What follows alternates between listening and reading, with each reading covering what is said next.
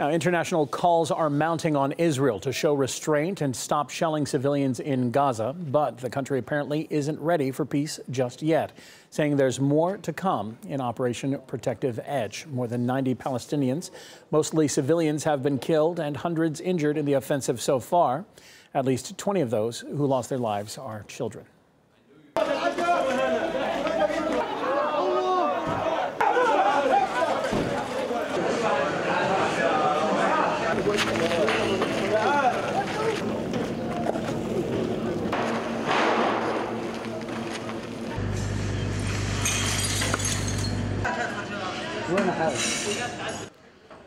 Israel says it hit more than 100 targets in Gaza on Thursday.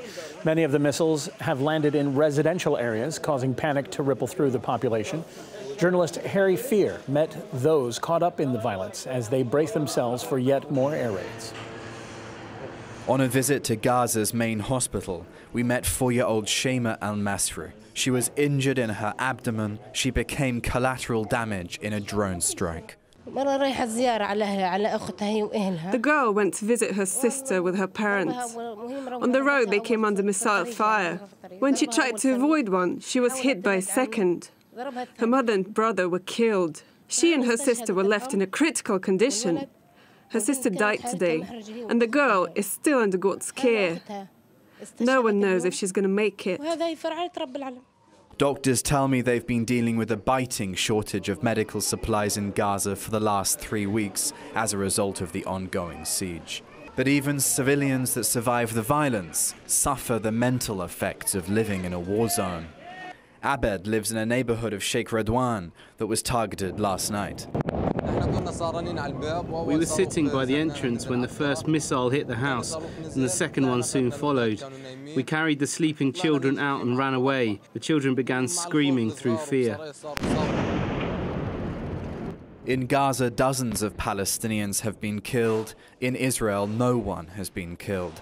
As in recent years, this Hamas-Israel war is far from symmetrical in terms of casualties and civilian loss. It's been a traumatizing couple of days for the civilians of Khan Yunis in the south of the Gaza Strip too. During its operation, Israel says that it's going after Hamas militants, those that it alleges are Hamas militants. However, it's willing to go as far as targeting their homes.